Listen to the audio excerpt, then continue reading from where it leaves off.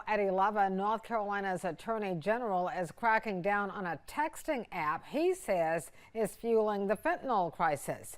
Jeff Jackson targeting the popular messaging app WeChat for its role in alleged drug money laundering. WECT's Connor Smith spoke with Jackson today and joins us now with more on that. Connor, Jackson says criminals are using the app to help move and pay for drugs. Yeah, that's right, Fran. And those drugs, especially fentanyl, have been coming into our state in droves. So Jackson's message to WeChat tonight, they need to do something to fix this.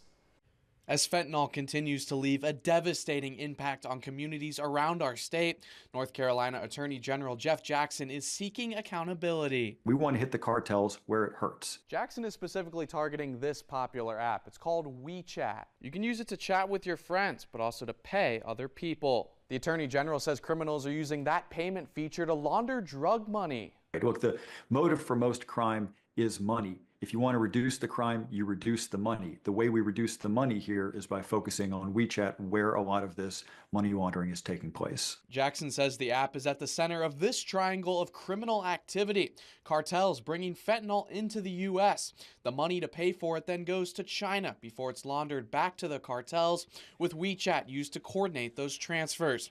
The AG says he's giving WeChat 30 days to find a solution.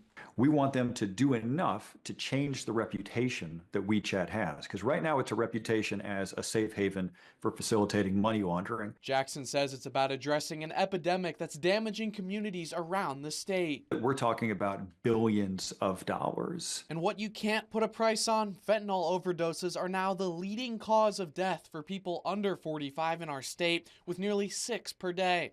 Jackson's hope is their efforts can help bring that number down significantly, making our community a safer place.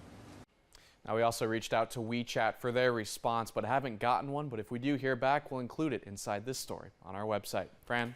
And Connor, North Carolina isn't the only state going after WeChat. That's right. Jackson calls this a bipartisan effort. That's because 5 other states, including South Carolina, have joined him in this letter to WeChat.